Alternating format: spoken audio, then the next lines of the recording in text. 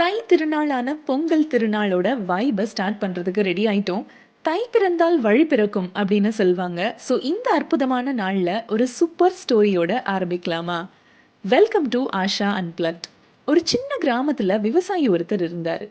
அவரோட நிலத்துல கொஞ்சம் பயிர்கள் மட்டும்தான் வளர்ந்து இருந்துச்சு. ஆல்சோ ரொம்ப வருஷமா பயிர்களோட விளைச்சல் சொல்ற அளவுக்கு பெருசா இல்லை. வை பிகாஸ் அவரோட நிலத்துல கிரவுண்ட் வாட்டர் லெவல் ரொம்ப கம்மியா இருந்துச்சு. நம்மள பல பேர் தோல்வின்னு வந்தாலே ரொம்ப மனசுடைஞ்சு போயிடுவோம். பட் இந்த விவசாயி மனம் தளரவே இல்லை.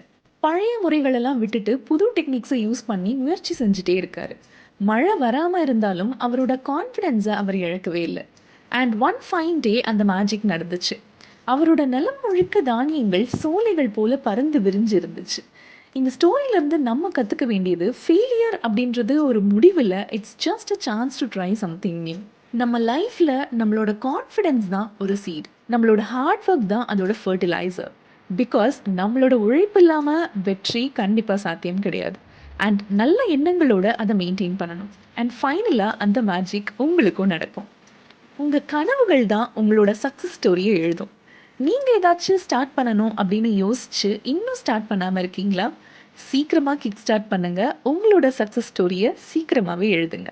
நெக்ஸ்ட் எபிசோடில் மீட் பண்ணலாம். Keep listening to Asha unplugged. Until then, this is RJ Asha signing off with a smile.